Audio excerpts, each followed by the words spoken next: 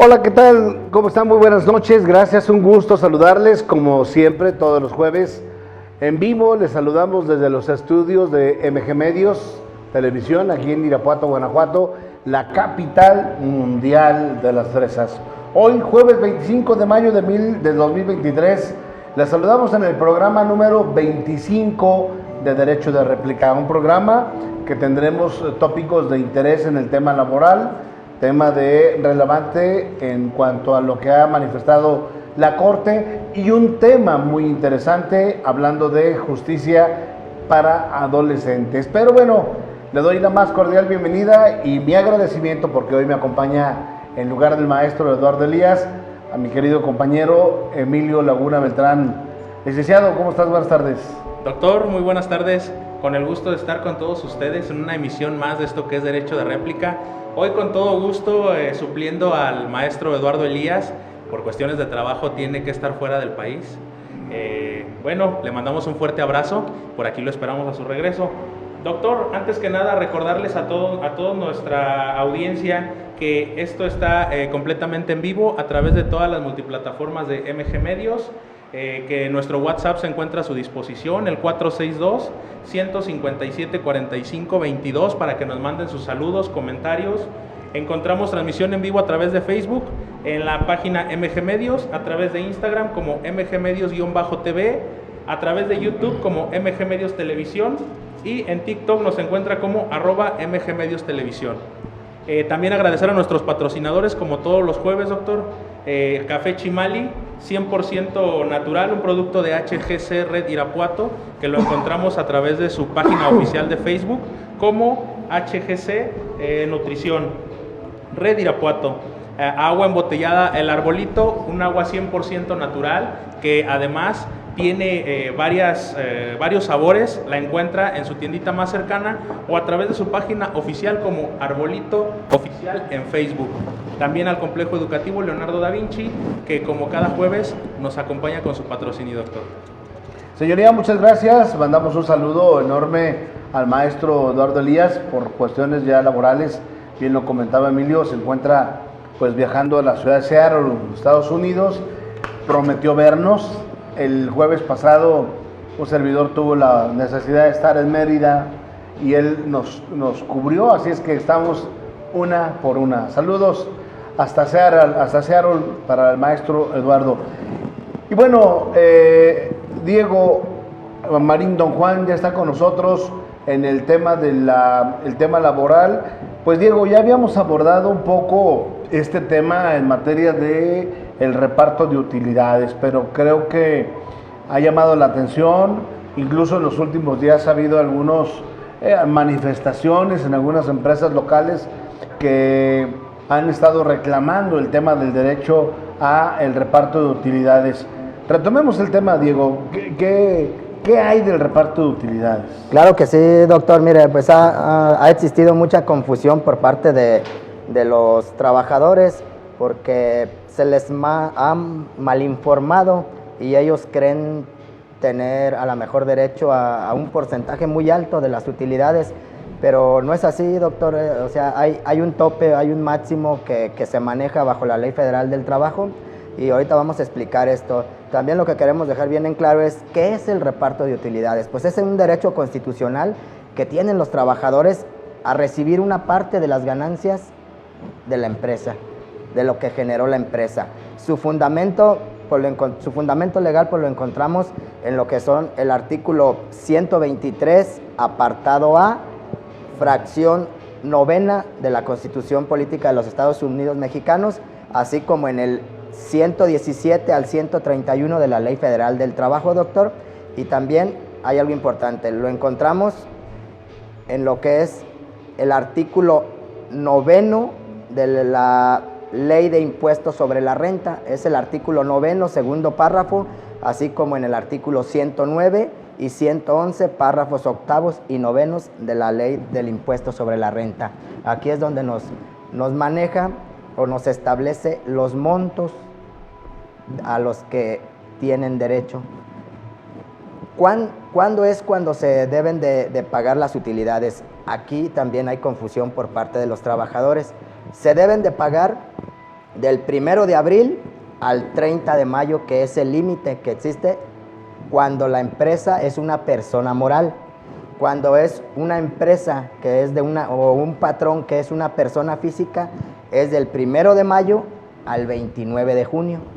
¿Sí? Estas son las fechas que tienen. ¿Quiénes tienen derecho a lo que son la repartición de utilidades? Ya los habíamos dicho, que todos los trabajadores que estén subordinados y que hayan trabajado como mínimo 60 días dentro de la empresa. ¿Quiénes son los que no tienen derecho al reparto de utilidades?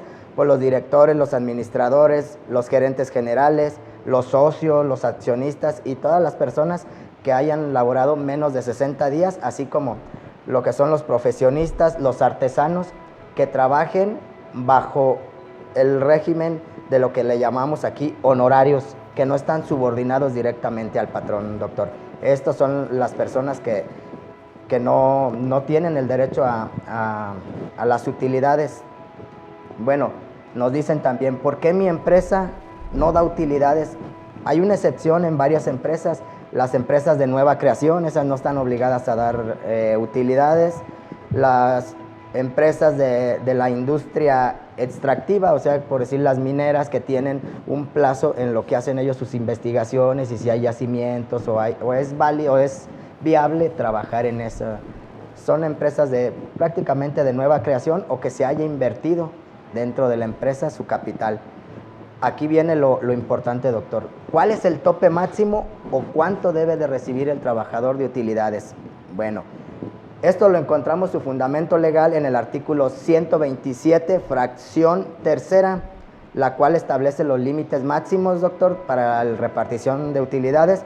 Aquí nos dice que tiene un límite de 90 días de salario mínimo, o no, más bien 90 días del salario que percibe el trabajador, o se hará el promedio de lo que recibieron los últimos 3 años de utilidades. Ahí se sacará un promedio y ese es su tope máximo al cual aspira o sea, tiene derecho a recibir de utilidades. Si no recibo utilidades, ¿qué debo de hacer? Pues muy fácil, doctor.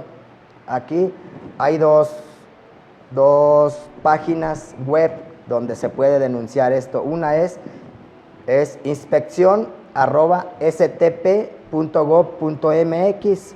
Aquí es para que se le haga una inspección a la empresa para ver si realmente generó o no generó utilidades. O directamente en la otra página, que es en la Procuraduría de la Defensa del Trabajo, doctor. Aquí nosotros podemos poner la queja directamente o que se acerquen con nosotros y con mucho gusto les damos la asesoría y les ayudamos en su repartición de utilidades. Ok, Diego, muy bien, pues muy interesante. El momento es este, ahí ya lo sabe usted, tiene derecho o no tiene derecho, a cuánto es su derecho, qué tiempos tiene para reclamarlo, en fin, todas estas dudas que ya nos ha disipado de manera muy general el licenciado Diego Marín. Ahí está nuestro WhatsApp, puede mandarnos un mensaje y con todo gusto atendemos su consulta de forma inmediata. Muy bien, vamos al primer corte comercial que tenemos ya para este bloque y regresamos con nuestro invitado o invitada especial, mejor dicho, en Derecho de Réplica. Regresamos.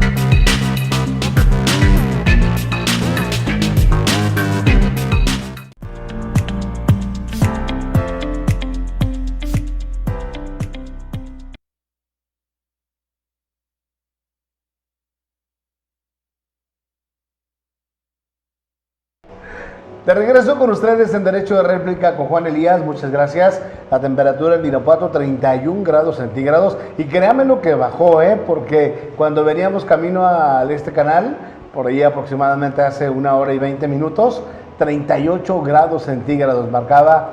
Les decía yo en broma que siento más calor aquí que en Mérida, aunque no me lo crean. Señoría, preséntenos a nuestra invitada del día de hoy, por favor.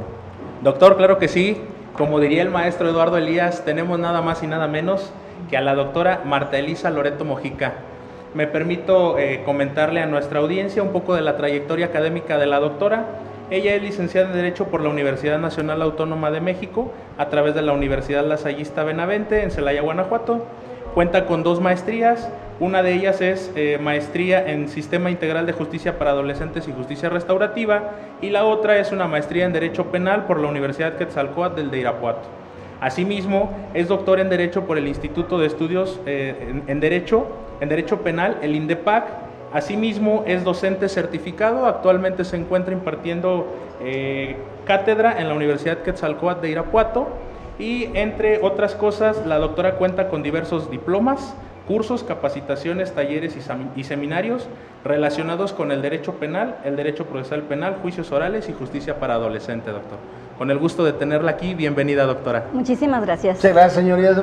Doctora, es un gusto de verdad tenerla acá en Derecho de Réplica y con un tema que a mí me parece tan novedoso, y ya le platicaré un poquito mi experiencia en el tema de adolescentes, porque es un tema que creo que los abogados todavía no logramos entender y comprender al 100%.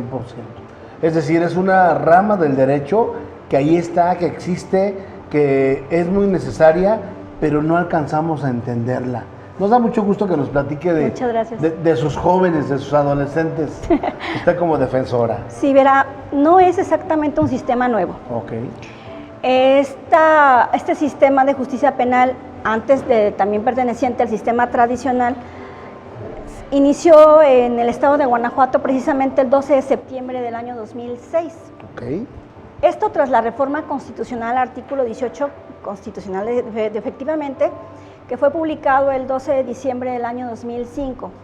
Esta reforma otorgó a los estados una vacatio legis de 8 meses, que Guanajuato cumplió a cabalidad. Okay. De forma tal que el 12 de septiembre del 2006 iniciamos con un sistema de justicia.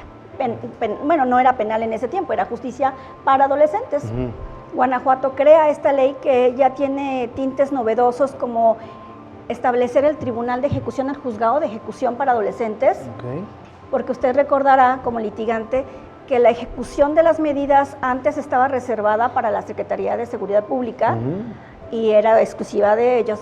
En el año 2006, el Sistema de Justicia Penal para Adolescentes toma la ejecución y la entrega al Poder Judicial para que sea aquel quien vigile la sustitución de las medidas, ¿verdad? Esto es una de las cosas novedosas. Pero otra de las cosas que también siempre se ha pensado es que el derecho penal para adolescentes es un sistema adultocentrista, es decir, de adultos acomodado para adolescentes, que es lo mismo pero chiquito, dicen por ahí, ¿no?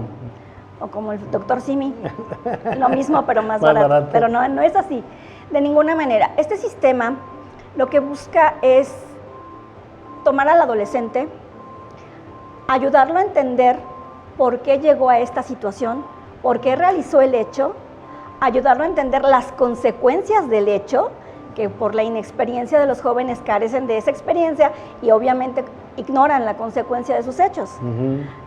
Y busca, con las medidas que contienen la Ley Nacional de Sistema Integral de Justicia Penal para Adolescentes, nombre largo, pero ese es el nombre, busca reeducar a los adolescentes. Por eso sus medidas son socioeducativas. No es un sistema penal como antes, un sistema de justicia tutelar. Usted recordará que previo a esta reforma del año 2005, que entró en vigor el 12 de septiembre del 2006, había un sistema tutelar en el que el Estado se constituía tutor de los adolescentes para tratar de también educarlos, reeducarlos y hacerlos comprender las consecuencias del evento. Ahora, con este sistema actualmente ya acusatorio adversarial también para adolescentes, lo que buscamos es eso. Primero, concederle su derecho a ser escuchado, a ser representado por una defensa. sobre todo la parte de la escucha que antes no la tenían, ¿verdad? Derecho a ofertar pruebas, medios de prueba, derecho a defenderse, que antes no lo tenía. Ah, ok. Doctora, ahí le voy a interrumpir, porque el adolescente hoy cree que por ser adolescente, por no ser una persona mayor a 18 años, es totalmente impune y no hay un medio de justicia que le pueda atender o que le pueda escuchar o que le pueda obligar a que repare o a que enmiende o a que rehaga la conducta que le llevó a cometer cierto hecho o cierto acto. ¿Es así? Aquí en esta pregunta que usted me hace hay dos temas diferentes. Primero, el entender la justicia restaurativa, que es uno de los pilares de la justicia para adolescentes, busca eso. Ayudar a entender al adolescente que su actuar fue incorrecto, ayudar a entender que ese actuar tuvo una consecuencia, que entienda la magnitud de la consecuencia, pero también ayudar que la víctima, bueno, encuentre un poco de resarcido su daño, ¿verdad? El problema sí existe por cuanto al tema monetario, la reparación del daño material, pecuniaria en este caso. Sí, porque este sistema sí prevé la posibilidad de que sea el adolescente quien haga pago de la reparación del daño, como está establecido en el artículo, si mal no estoy, 164 están las conductas por las cuales se podría imponer medidas cautelares de internamiento.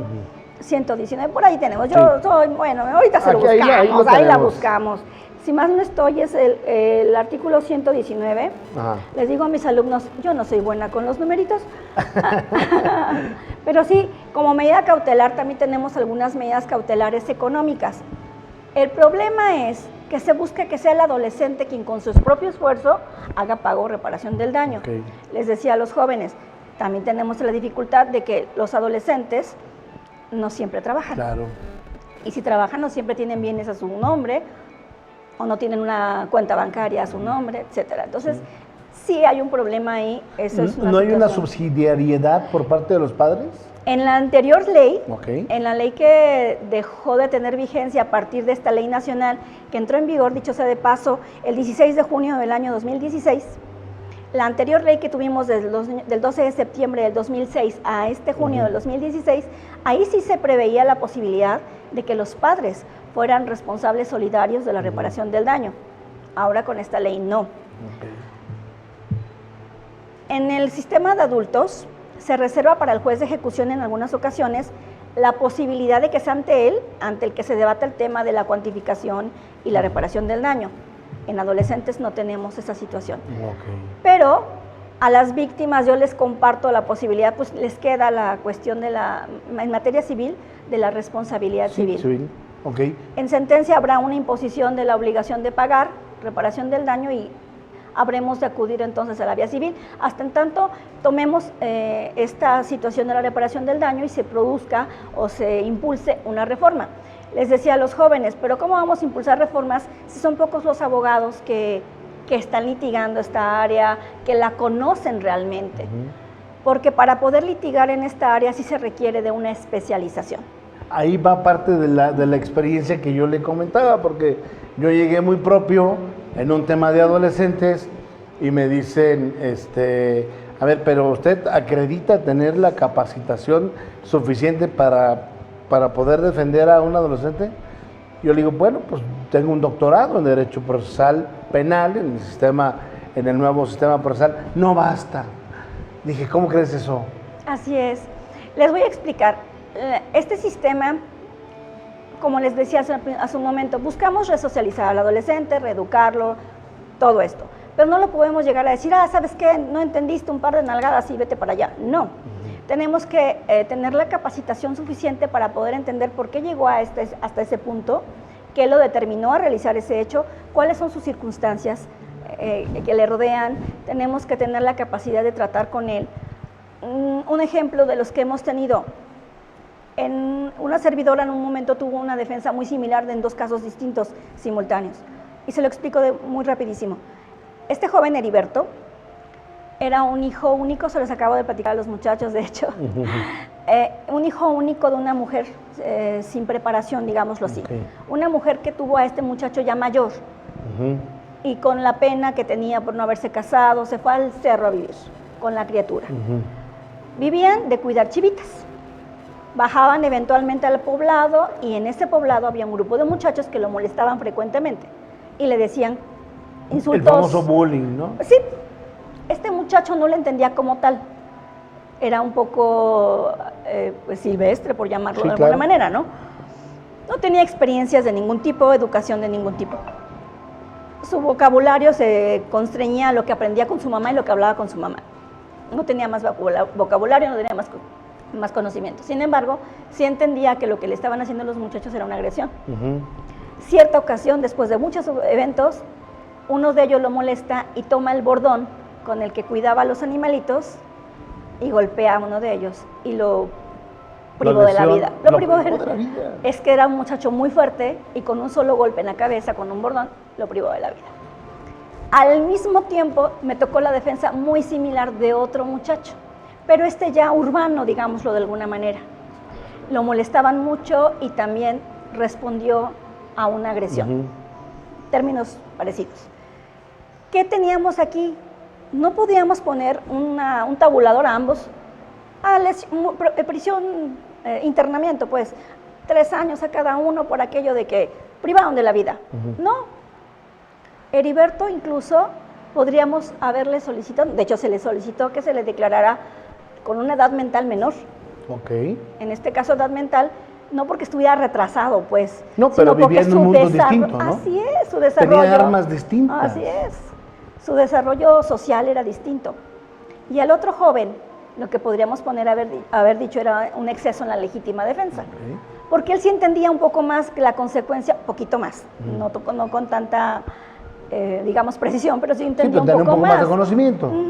¿Y ambos son o no son homicidas?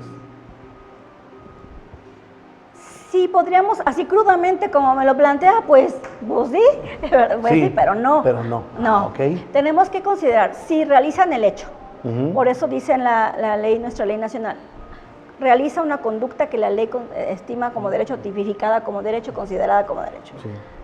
No los podemos considerar delincuentes, solamente como responsables de un hecho. ¿En qué grado es la responsabilidad? Es donde entra el principio de la justicia restaurativa. Debo precisarles algo antes de avanzar. Esta justicia abarca a los adolescentes que han cumplido más de 12 años, pero menos de 18. Sí, porque hay etapas, ¿verdad? Grupos etarios. Ahorita hablaríamos de los grupos etarios porque tenemos varios mensajes en la red. Así es, doctor. Tenemos varios saludos. Iniciamos, bueno, antes de dar los saludos, agradecer nuevamente a nuestros patrocinadores, Café Chimali 100% orgánico, Agua El Arbolito 100% natural y Complejo Educativo Leonardo da Vinci, que nos traen a la presencia, doctor, los mensajes de Pepe Loreto. Manda muchos saludos a todos, en especial a la licenciada Marta Loreto. El maestro Eduardo Elías nos manda saludos, dice que se encuentra presente siguiéndonos. Tenemos saludos de Jackie GRO, saludos a todo el equipo de MG Medios por el contenido y los temas interesantes. En especial manda un afectuoso saludo al licenciado Marín Don Juan. Y por último, Mercedes Mojica, saludos a todos. Felicidades a la doctora Marta Elisa Loreto Mojica. Es cuanto hasta el momento, doctor. Muy bien, trae porra, doctora. Grupos etarios. De hecho, desde ahí, pues es un concepto que los abogados no, a pesar de que somos abogados, no manejamos así como que tan tangiblemente, doctora. Sí, es necesario separar a los adolescentes en grupos etarios por 2 razones. Su desarrollo psicoemocional, siempre es una controversia hablar de eso porque hay quienes todavía en la sociedad aseguran que si un adolescente es capaz de privar de la vida a otra persona, es capaz de asumirlo como un adulto. Pero su desarrollo psicoemocional es muy diferente y hay etapas en este desarrollo. Esa es una de las razones que obedecen a esta división de grupos etarios. Y les deberé precisar, del grupo etario número 1, que abarca de los años 12 cumplidos a menos de 14, este grupo etario jamás podrá ser objeto de una prisión preventiva, medida cautelar, sea la conducta que sea. Del grupo etario número 2, que abarca a partir de los 14 años y menos de 16, sí es posible imponerle una medida de internamiento siempre y cuando no supere los 3 años. Ok. Y el grupo etario número 3 abarca desde los 16 años a menos de 18. Prisión o internamiento no mayor a 5 años. Y es aquí donde empiezan las discusiones. los temas. Sé que esto es complicado de asumirlo, pero créanme, yo les pongo a los adolescentes, a mis alumnos, perdón, un ejemplo. Recuerde usted, váyase hacia cuando usted tenía 12 años, o chiquito todavía. Si su papá le decía, mi hijo, vamos a ir el domingo a la feria, es jueves, a usted el domingo se le iba hasta 3 meses. Sí, claro, se hacía lejos. Su percepción del tiempo es distinta. Si a eso le agregamos el desarrollo humano y le agregamos las cuestiones biológicas, como varoncito recordará, imagínese encerrado 3 meses. Pues, Es lo triple. marca. Ajá, pues 1 año para un adolescente es un tiempo inmenso, porque su percepción del tiempo, su desarrollo es distinto. Por eso los tiempos son reducidos, no es porque quieran ser benevolentes, ponerles una estrellita en la frente y mandarlos a su casa. Pero acá, a diferencia de adultos, acá sí están permanentemente, cuando están al interior del centro de internamiento, permanentemente en escuela, trabajando o aprendiendo oficios, en deportes, no están en ningún momento quietos. Ok. Es parte de las actividades de un plan. Pero el internamiento es ir y luego salir en la noche o No, pernoctan. No, esa es otra medida medida privativa de libertad que se denomina semi-internamiento. Esta ya puede ser impuesta por el juez desde la sentencia o puede ser una alternativa al internamiento. Cuando el adolescente ha cumplido cierto tiempo en el internamiento, se solicita la sustitución del internamiento por el semi-internamiento o por la estancia domiciliaria. Estas 2 medidas son las únicas por las cuales se puede sustituir un internamiento, pero por supuesto tiene que reunirse requisitos. Ok, porque anterior a esto hablábamos del tutelar para menores, Así que era un tema terrible. Yo recuerdo que de jóvenes decían, pues te vas al tutelar, y era como mandarlos a tierra de nadie. A un tema terrible. ¿Esto ha cambiado, doctora? Sí, sí ha cambiado. Aun cuando la infraestructura del centro de internamiento que tenemos ahora, hay personas que estiman no es exactamente adecuada, digamos que sí tienen unas instalaciones propias para los adolescentes y tienen áreas adecuadas para estudiar, tienen computadoras, tienen bibliotecas, tienen talleres y tienen todo para carpintería, electricidad. O sea, no es como una cárcel. ¿O sí es una cárcel? Pues dicen por ahí que la jaula, aunque sea de oro, no deja de ser jaula. Entonces, para ellos sí. Ok. ¿Y no pueden salir? Es decir, no. Porque había la idea que con este nuevo sistema ya no se podía tener recluidos o detenidos a los jóvenes. ¿No es así? No.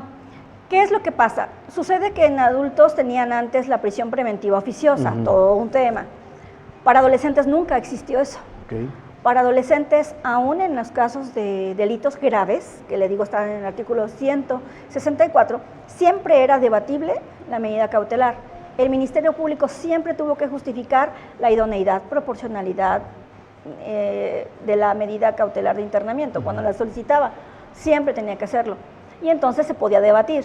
Y había ocasiones en que no lo sustentaba lo suficiente y por ello la medida cautelar no era de internamiento. Pero no quiere decir que también igual sea una puerta giratoria y ándale, mijito, váyase a su casa. O sea, no. No, eso es algo que debemos entender. Es un sistema de justicia estructurado, serio. Porque también eso me encanta decirlo, es un sistema serio. Nos lo tomamos en serio. ¿Y este centro está a cargo del Ejecutivo también? No. Sí, de la Secretaría de la Dirección General de Seguridad de Reintegración Social para Adolescentes, está en León.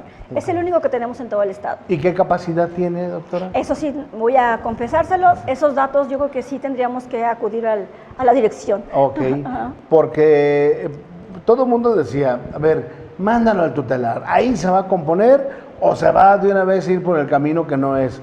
Pero también hubo historias de terror en los tutelares para menores, ¿no? Sí, ahora no le puedo contar que haya historias de terror porque de verdad no las hay. Seríamos nosotros los primeros en reclamar la transgresión de derechos.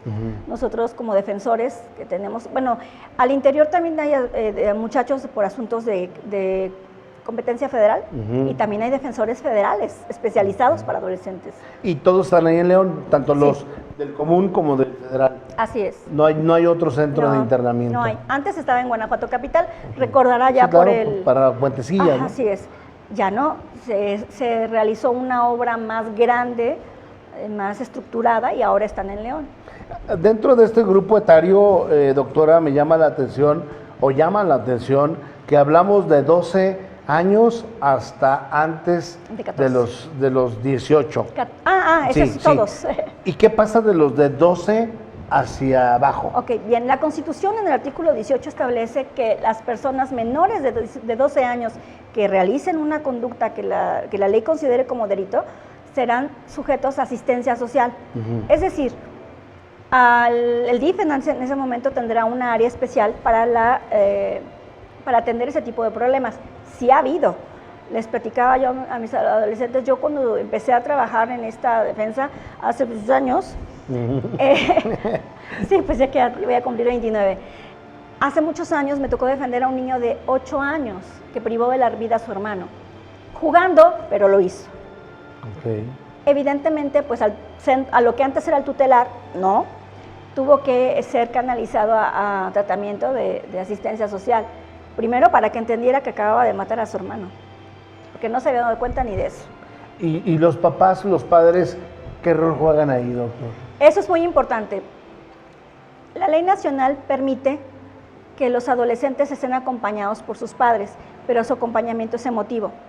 Sin embargo, en la medida de que nos sea posible, buscamos que ellos se enrolen mucho en el apoyo para que los adolescentes reciban atención, tratamientos cuando es por algún delito contra la salud o ese tipo de cosas. Pero creo que sí requerimos que se establezcan algunas otras disposiciones en las que podamos presionarlos poquito para que participen. Sí son importantes, pero creemos que son más determinantes para, a veces, para las conductas por las que los muchachos llegan. No siempre, pues, pero sí creemos. Sí, claro, finalmente la familia, el hogar, la casa, el primer vínculo, pues es en muchas ocasiones el origen, tanto por acción como por omisión. A veces sí. Si no estás atento a las conductas de tus hijos, si no estás atento a sus cambios, si no estás atento a que ellos cambien su conducta de hoy a mañana, es un muchacho retraído, cuando él era una persona extrovertida, ahí está pasando algo, ¿no? Y ese es el rol que debe de jugar la familia. Y ahí es donde también entra un poco más la especialización. Una servidora y muchos de nosotros, de los defensores, recibimos capacitación en medios de comunicación y cómo influyen en los adolescentes, en temas sociales, lenguaje, redes sociales, sociología, psicología, medicina, de cómo las drogas influyen, un montón de cosas que debemos analizar. Es que realmente no es que nos sentemos y a ver el artículo tal, dice tal, vámonos. No. Hoy tuvimos a un adolescente con una problemática muy particular, una mamá sumamente permisiva. Cuando el muchacho iba siendo trasladado a otro lugar, gritaba, mamá, mamá. ¿Qué quiere decir? ¿Sí? Su conducta tendría mucho que ver con relación a eso.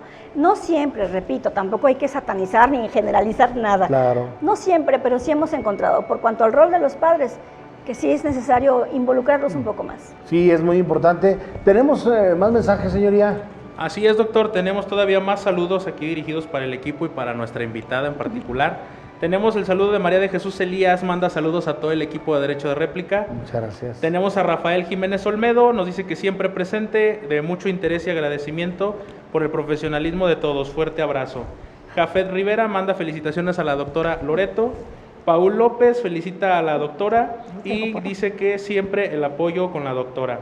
Tenemos una pregunta interesante, doctor. Sí. Marco Antonio Ruiz nos dice, ¿qué cree que se debería hacer con los adolescentes que cometen delitos graves que son parte de grupos delictivos, es decir, que son obligados, ya que es un tema actual que cada vez es más común? ¿Se debería penalizarlos más o justificar su conducta? Okay. Y por último tenemos un comentario de Juan Almanza que nos dice que con este tipo de justicia para adolescentes tan flexible y benevolente, los grupos del crimen organizado reclutan muchos adolescentes para actividades criminales. Son los comentarios, doctor, hasta el momento. Pues dos preguntas y comentarios que yo se los dejo a la doctora porque eso creo que le toca a ella, pero tenemos saludos también acá en un grupo que tenemos de amigos Da Vinci. Saludos, Zavala Ramírez, José Carlos, un excelente tema. Rodríguez Ramírez Ariel, felicidades a la doctora. Ángela Mata Rosales, excelente tema. Bueno, creo que hay varios comentarios, pero vamos a darle un poquito de paso a esta pregunta o a estas dos preguntas Sí. que me parecen torales, doctora. Y que tienen la misma respuesta ambas. Verán, no es flexible el sistema. Les voy a platicar un poquito. Antes de que entrara en vigor precisamente el 12 de septiembre del 2006, este sistema, yo era defensora de adultos y resulta que en el estado de Guanajuato la edad penal era a partir de los 16 años. La mayoría de mis defendidos estaban entre los 16 y los 18, porque ya eran juzgados como adultos. De forma tal que cuando emigramos al sistema de justicia para adolescentes, que algunos fueron canalizados para allá, ya después hablaríamos de eso, la gente incluso creyó que había aumentado la criminalidad de adolescentes, cuando no es así, solamente se cambiaron de un costalito a otro, y por eso parecía mucho. Bueno, el crimen, o lo que quieran, como lo quieran llamar, este tipo de grupos, siempre han reclutado a los muchachos. No es de ahora. No es de ahora, es de toda la vida. Porque creían antes sí que era un poco más flexible, antes del 2006. Porque pues al tutelar, y a veces ni al tutelar llegaban, y sí que los reclutaban más. Pero con este sistema ha disminuido. ¿Qué es lo que está pasando? Que como de 14 para abajo no hay internamiento, sí, creo que toman más a los adolescentes menores. De ahí, en ese grupo de antes de los 14 años. Pero también no solo por esto, de que sea porque no es benevolente, créanme, tenemos algunos ahí que pueden platicar historias. Claro, que pero no lo son. no lo podemos platicar, que están pernoctando en cierto lugar. No se cuenta, eso no se cuenta porque no lo podemos contar. Es que muchos creen que no sucede, doctora. Sí sucede. Ah, ok. Porque el sistema de justicia para adolescentes es reservado. Estamos obligados a guardar secrecía, entonces no podemos llegar y decirles, ya tenemos encerrado a otro, ya se guardó. No podemos, ¿verdad? Pero otra cosa muy, muy importante, y contestando la pregunta también de Marco, no se les debe sancionar más, debemos justamente tomarlos y hacerles entender, como yo les explicaba a un adolescente que yo defendí, le dijimos, ¿ya te diste cuenta en dónde estabas? Hasta ahora lo dimensionan. Pero no se crean que es con que yo le diga o que le diga el juez. Es todo un tratamiento, todo un proceso psicológico, pedagógico, de que se le abra el panorama, porque a muchos de ellos le dicen, dinero fácil, vente. Sí. No estudies, ¿para qué? Vente. Les venden historias y por su falta de experiencia, por su falta de conocimientos, allá van. Fíjense qué tipo de jóvenes tenemos, aquellos que no quieren ir a la escuela, aquellos que no estudian son los más fáciles de captar porque les es fácil que asuman, ¿no? Y quienes los llevan tienen una capacidad de convencimiento muy buena. No voy a negar que no. Sí, claro, claro. Pero eso no quiere decir también que les vamos a poner una estrellita en la frente y se van a ir a su casa. Pero no se publica porque no se debe publicar. Hablábamos un poquito, doctora, antes de ir a los mensajes, el rol de la familia. Este tejido social que se ha descompuesto, porque hay una descomposición del tejido social y que al final el resultado lo vemos aquí en estos grupos etarios. ¿Qué estamos haciendo en ese sentido? ¿Qué hacen ustedes como defensores cuando tienen enfrente a la familia y dicen, es que el error está allá, no está acá? Es que no es la opinión nuestra. Okay. Como le decía hace un momento, es justamente por eso sistema integral de justicia penal para adolescentes. Todos los que estamos inmersos en el sistema tenemos que hacer algo, todos, incluyendo a la Dirección de Seguimiento a Medidas en Externación, que pertenece a la Dirección General de Reintegración Social, a los ministerios públicos, que tienen un equipo, Adelante, Ay, perdón, doctora. yo chupando. Usted no le haga caso, este muchacho es muy latoso, pero nada más me da lata a mí. Muy bien, todos los que participamos, los que estamos inmersos en el sistema, todos ponemos un granito de arena. Aquí lo único que todavía yo, como Marta Loreto, aclaro, considera, es que sí tenemos que buscar mecanismos para inmiscuir más a las familias. Y el tejido social se ha ido rompiendo desde hace mucho tiempo porque ha ido cambiando tanto las normas. Por ejemplo, se crea lo de violencia familiar en el 2002. Ahora las mamás de aquella época dijeron, no, pues ya no le voy a dar chanclazos al muchacho porque luego me meten, decían ellas vulgarmente, y discúlpenme la frase, pero decían me echan al DIF. Entonces, muchas mamás que yo conocí en ese tiempo, que yo defendía varias por violencia familiar, porque les daban sus chanclazos a los niños, dejaron de hacerlo. Bueno, no me refiero a la violencia, pero sí regañarlos. Sí. Yo eso es lo que veo un poquito como Marta Loreto, como mis años de experiencia, ¿no? Sí. Cómo ha permeado algunos factores también los medios de comunicación. Cuando publicaban, es que mira el narco perenganito de tal, su casa, sus muchachas y sus coches. Sí, claro. Yo llegué a escuchar adolescentes que me decían, ¿para qué? Sí, yo quiero ser como él. Ajá. Quiero ser narco. Son cosas así. Repito, no quiero satanizar ni generalizar, pero Marta Loreto ha ido viendo eso. Tenemos más comentarios. Así es, doctor, bastantes. Creo que el tiempo no nos da para darlos todos, pero vamos a tratar de ser lo más ágil posible. Nos dice Gustavo Cordero Cabrera, sin duda alguna, programa que ayuda a comprender situaciones jurídicas. Felicidades por apoyar la difusión de estos temas. Oscar Páramo nos dice que son verdaderamente interesantes los temas de la doctora Loreto y manda felicitaciones al equipo de Corporativo Elías Flores. Pepe Loreto vuelve a mandar nuevamente saludos a la doctora Loreto. Rosario Hinojosa, una gran doctora, orgullosamente mi maestra. Y Okay. Gustavo Cordero Cabrera nuevamente, ¿qué tan factible sería sancionar de alguna manera a los padres por la conducta delictiva del adolescente? Nos deja esto a manera de pregunta, doctor. Y acá hay otra pregunta también, Jessy Gallardo nos dice, ok, ¿qué debo hacer yo como abogado si quiero litigar en el tema de el sistema para adolescentes? Contesto rapidísimo ambas preguntas. Como abogado, sí, definitivamente la Suprema Corte de Justicia ha dispuesto en una tesis, que les debo el numerito, pero la pueden buscar. La especialización se adquiere de dos formas, se puede decir. Una es a través de la academia, es decir, a través de alguna institución académica que les imparta la especialización en el Sistema Integral de Justicia para Adolescentes. Otra es a través del ejercicio profesional, la experiencia. Aquí la cuestión es que una va de la mano con la otra. Okay. Una servidora, pues yo tengo ambas, por eso estoy litigando en esta área, ¿verdad? Se busca, y de hecho las universidades están buscando, y ya hay más, que están impartiendo esta academia, esta especialización. Nada más busquen que tengan el REBOE, por favor. Sí, así Se lo digo porque... Claro, porque es un tema, es otro tema. Ese es otro tema. Y bueno, con relación a los padres, sí, falta un poquito de ahí. Es un sistema relativamente poco observado, pero que realmente deberían más juristas proponer, hacer propuestas. Por eso les decía a los alumnos de la maestría, ustedes están para proponer, para propulsar cambios. Uno de ellos es eso, algún mecanismo idóneo para que los padres se vean más obligados a participar en la reorientación, reeducación de sus hijos. Son varias cuestiones.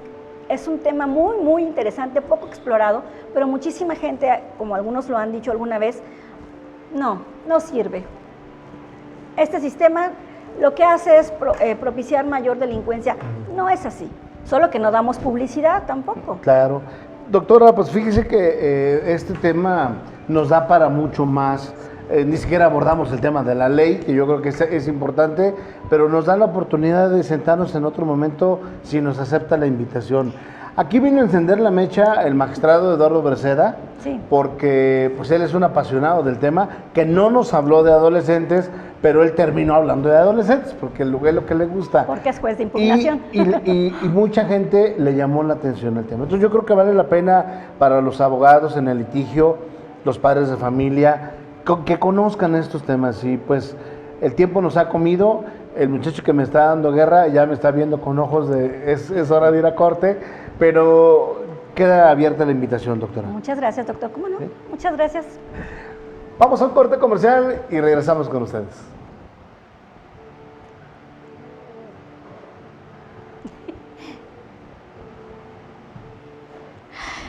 Fuera.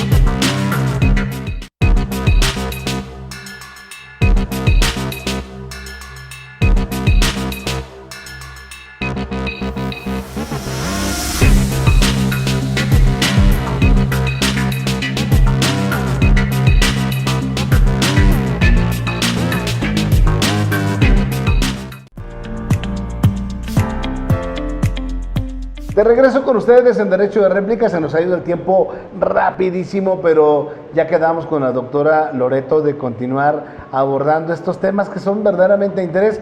Me siguen llegando mensajes acá en el WhatsApp personal de los compañeros que nos siguen en la transmisión de Derecho de Réplica y bueno, nos siguen haciendo preguntas.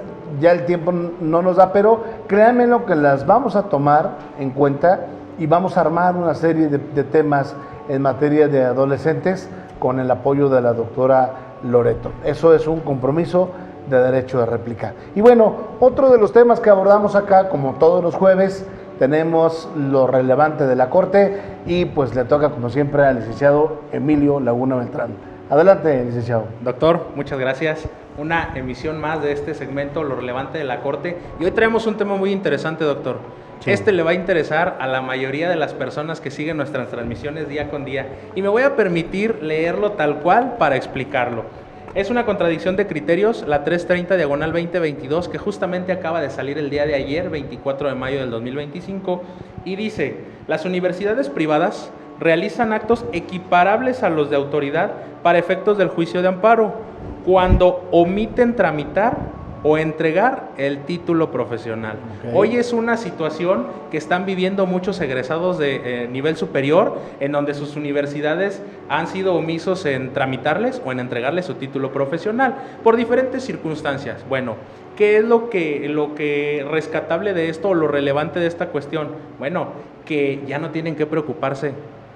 Tienen que dejar de hacer plantones fuera de sus universidades y acudir al juicio de amparo. Este criterio lo único que les está diciendo es que las universidades sí tienen el carácter de autoridades responsables para efectos del juicio de amparo cuando no han hecho cualquiera de estas dos cosas. Una, omiten tramitarles el título u omiten entregárselos. Ahora bien, pueden decir, bueno, pero si yo ya firmé un documento en donde dice que estoy conforme con que ya se inició el trámite, bueno, sí, lo cierto es que este criterio de la segunda sala de la Suprema Corte de Justicia de la Nación dice que con el solo hecho de haber cumplido los requisitos que marca la ley, es decir, cubrir la currícula oficial para la que fue otorgada el REBOE o la autorización para esa escuela privada, con ese solo hecho tienen interés para ir al juicio de amparo. Y ya lo saben, si están en esa situación, en Corporativo Elías Flores, estamos a sus órdenes. Doctor, una cosa interesante de este tema es que se esperaba que se aprobara este criterio por mayoría de votos de los 5 integrantes. Sin embargo, fueron 4 votos a favor y 1 en contra. Aquí lo interesante o lo que resalta es que el voto en contra fue de la ministra Yasmín Esquivel Moza. No sabemos si no entendió la figura de autoridad que ejerce actos equiparables o necesita que se lo expliquemos. En fin, ese es el tema, doctor. Ya saben los estudiantes de educación superior que pueden acudir al juicio de amparo. ¿Es cuánto, doctor? Señoría, está usted metiéndose con la Corte, pero de verdad llama la atención este punto que comentas. Creo que la nota es esa. Bueno, habría que ver si hubo voto concurrente y que haya estado muy sustentado, ¿verdad?, de la ministra, pero no creo que se acerque mucho a la realidad. Es decir, mejor no decir. Creo que el tema está muy interesante, ahí está el tema, siempre lo discutíamos en las clases de amparo. Ahora, en la nueva ley de amparo del 2013 decíamos, ¿quién es una autoridad? Y bueno, ahí se incorporó este nuevo elemento de aquellos particulares que ejercen actos equivalentes a los de autoridad. Un tema que ha estado muy discutido, pero que hoy la Corte, al menos en este tema de las universidades, pone perfectamente en claro. Y bueno, pues ya todo el mundo sabrá y conocerá y entenderá si tu título no está siendo tramitado, pues acude al juicio de amparo, como bien lo comentas, Emilio. Así es, doctor. Creo que era un tema que generaba conflicto porque cuando los jueces de distrito concedían la suspensión y concedían el amparo, los tribunales colegiados los tumbaban. Entonces, esa era la cuestión. Se enfrentaron criterios de 2 tribunales colegiados distintos en diferentes circuitos y lo que hacen es denunciar esta contradicción ante la Suprema Corte de Justicia de la Nación, y es que sale este criterio novedoso en donde establece que efectivamente sí es una autoridad responsable para efectos del juicio de amparo los particulares en materia de educación, doctor. Excelente, excelente, Emilio, buen tema, muchas gracias. Solamente puntualizar un tema, me han estado preguntando que si aún el corporativo Elías Flores sigue en calle La Parra. No. Aprovecho para comentarles, estamos a sus órdenes en Teresa Vara 986, la calle que va al Cerezo, antes de llegar al río que lleva al Cerezo, a mano derecha, ahí estamos para servirles. Teresa Vara 986, es la nueva ubicación del corporativo Elías Flores, y con todo gusto, este tipo de temas que tocamos acá, acérquense, por supuesto que sin costo alguno, les vamos a dar la asesoría que ocupen, ya ustedes tomarán su decisión, quién los representa, pero siempre es importante estar informados. Llegamos a la parte final, saludos al maestro Eduardo Elías, que nos sigue mandando mensajes camino a Seattle. Buen viaje, acá te esperamos el próximo jueves, si Dios lo permite, y a usted también, aquí en este su programa, Derecho de Réplica con Juan Elías, porque recuerde que aquí usted siempre tiene derecho de réplica. Buenas noches.